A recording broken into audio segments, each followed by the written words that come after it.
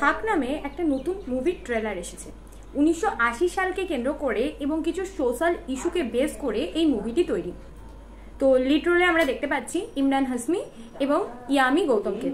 তো কেমন হলো চলো সেটা জেনে নিই। সানি টকের সঙ্গে সিনেমার জগতে হারিয়ে যাও আর ছোট্ট করে সবকিছু জেনে নাও। ডাইরেক্ট ট্রেলারের প্রসঙ্গে ঢুকে যায়।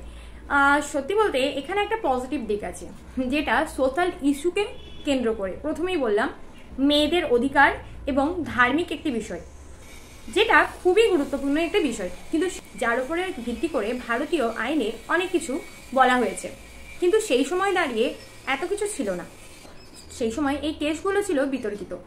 তখনকার সময় একজন মুসলিম মেয়েকে কিংবা মুসলিম মহিলাকে 3 বার তালাক বলে খুব অনায়াসে ছেড়ে দেওয়া যেত, যে বিষয়টাকে কিন্তু ট্রেলারে স্পষ্ট দেখিয়েছে। তারপর তাদেরকে কিভাবে বেঁচে থাকতে হতো, সবার সঙ্গে লড়াই করে কিভাবে স্ট্রাগল করতে হতো, সেগুলো তো বুঝতেই পারছো। এবং সেই বিষয়কে নিয়েই ঘুরবে কিন্তু এই স্টোরিটা। এই কেস কিভাবে ভারতে চলেছিল এবং সেই কেস কিভাবে কোর্টে ওঠে এবং সেখানে কি কি কথোপকথন হয়, সেই পুরো বিষয়টাকে কিন্তু এখানে দেখানো হবে।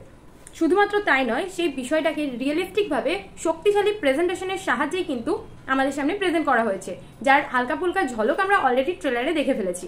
এটাকে কেবলমাত্র একটা মুভি বললে ভুল হবে। এটা সমাজের একটা অন্ধকার দিক, যেটাকে একেবারে রিয়েলভাবে মুভির রূপ দেওয়া হয়েছে। একজন মুসলিম মেয়ে কিভাবে নিজের অধিকারের জন্য লড়েছিল, এর ফলে কি কি প্রভাব পড়েছিল এবং ভারতীয় আইনে 125 নং ধারাটাই বাকি, সেই সব কিছুকে ভালোভাবে এক্সপ্লেন করা হয়েছে এই স্টোরির মধ্যে দিয়ে। তাছাড়া কিভাবে মেনটেন্যান্সের ব্যাপারে বলা হয় সেটাও আমরা জানবো এই মুভিতেই। যদি এই ট্রেলারের মধ্যে কাউকে ফোকাস করতে হয়, তাহলে একমাত্র ফোকাস যাচ্ছে কিন্তু ইয়ামি গৌতমের ওপর।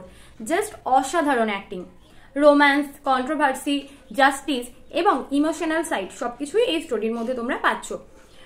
মুভির নামই রয়েছে হাক, মানে অধিকারের লড়াই।